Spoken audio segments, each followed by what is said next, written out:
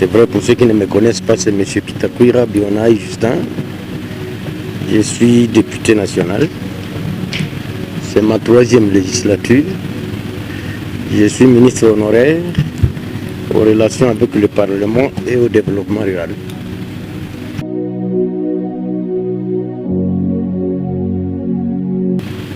J'ai voulu qu'on aborde 5 petits points. Qu'on aborde sur la prorogation de l'état de siège à Kinshasa et certainement les revendications des députés de l'Ituri, du Nord Kivu et du Sud Kivu pour que cet état de siège prenne fin. Et nous allons parler du voyage du président de la République, Antoine Félix Tshisekedi, au sommet de la francophonie et l'incident qui était arrivé jusqu'à ce qu'il sorte de la salle et n'ait pas participé à la clôture du sommet. Et puis certainement vous m'avez régulièrement suivi où je disais que le gouvernement engage des négociations sans nous associer, nous les concernés de l'espace en guerre, par rapport à ce qui se passe tant à Nairobi comme en Angola. J'ai toujours insisté que nous fermions nos frontières et que nous rompions nos relations diplomatiques avec le Rwanda. Et puis ces derniers temps, on parle tant du changement ou de la révision constitutionnelle. Moi je crois que c'est autour de ces points que nous allons discuter et je suis à votre disposition. Merci beaucoup.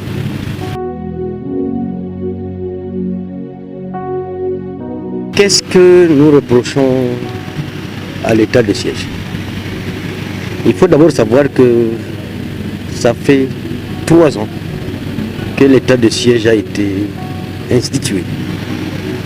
Et c'est au cours de ces 3 ans que les rebelles du M23, l'armée rwandaise ou la rébellion de Nanga Corneille ont conquis beaucoup d'espace.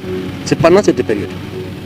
Parce que je dois vous dire que sur les 6 territoires de la province du Nord Kivu, nous ne parlons pas d'Ituri parce que la situation de l'Ituri n'est pas celle du Nord Kivu.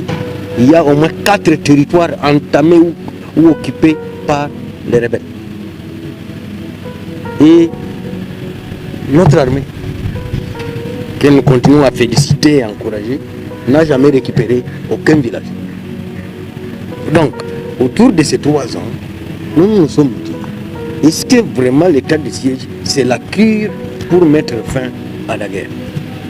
Dieu merci, au cours du conseil des ministres, le vendredi passé, j'ai suivi que même le gouvernement est d'accord qu'on puisse évaluer effectivement les aides. Nous sommes à la 83e prorogation.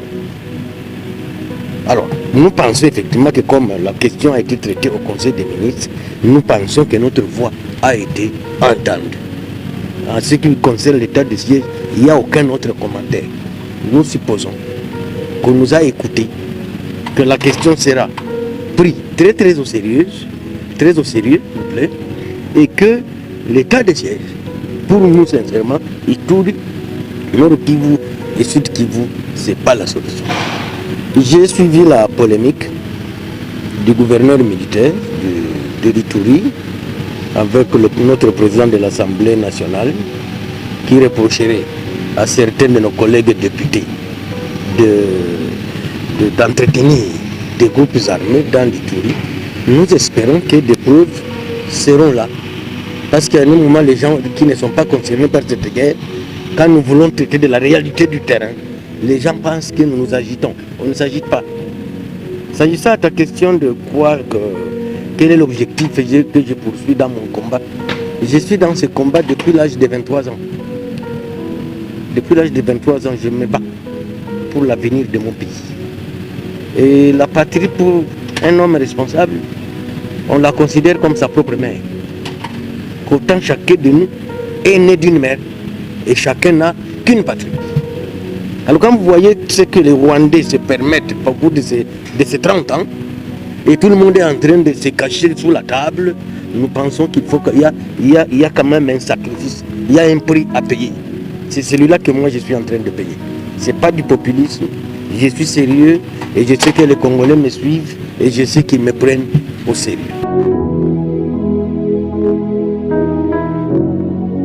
Vous savez, d'abord, nous sommes le plus grand pays francophone.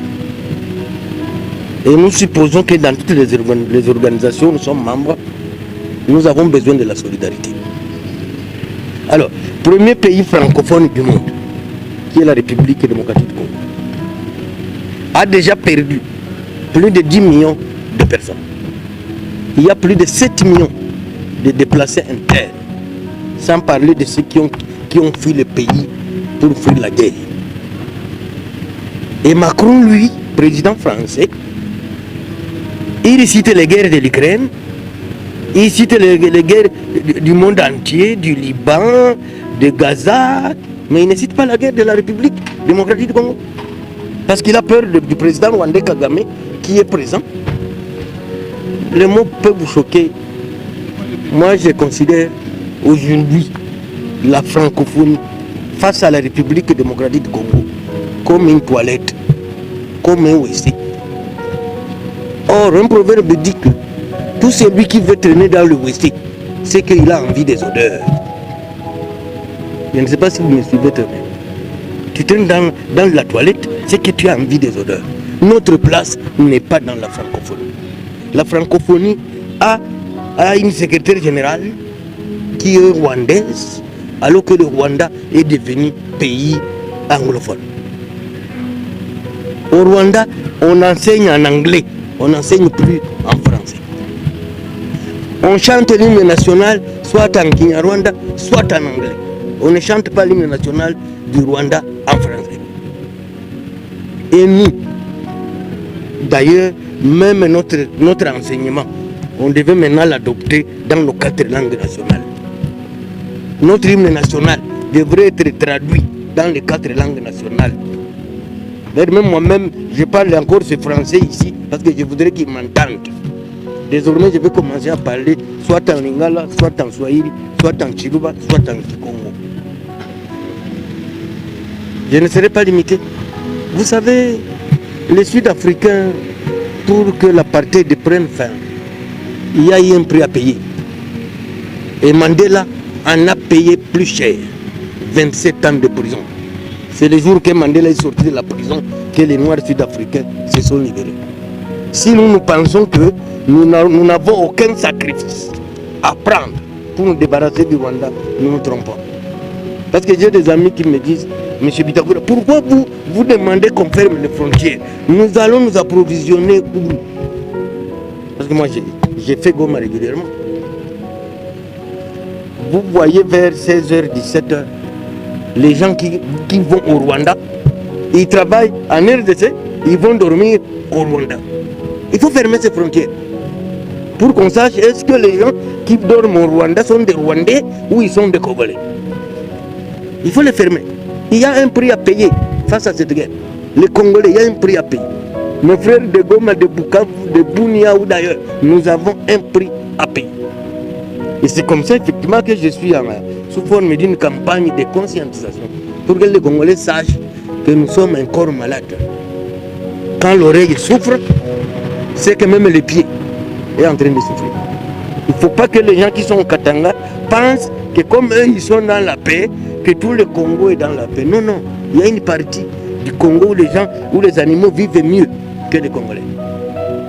Et il faudra effectivement que cette question devienne nationale. Et je ne veux pas ne pas parler du procès de Charles Lonana. Que Kagame a instrumentalisé certaines organisations internationales, complices, qu'il paye d'ailleurs avec l'argent du Colta congolais. Et il porte plainte contre Charles Lonana pour avoir écrit les crimes que Kagame est en train de commettre pendant 30 ans en République démocratique du Congo.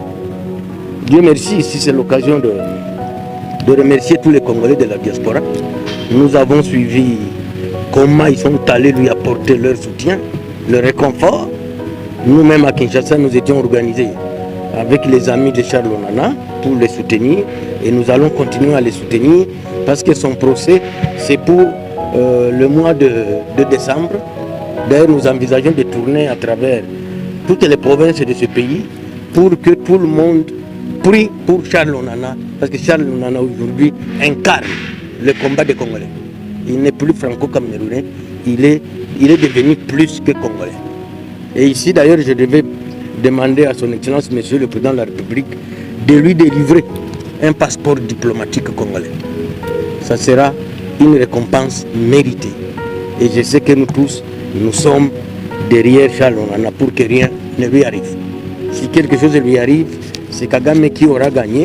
Et c'est la raison pour laquelle nous allons demander à notre gouvernement de quitter la France, de quitter la francophonie et pourquoi pas couper aussi les relations diplomatiques avec la France.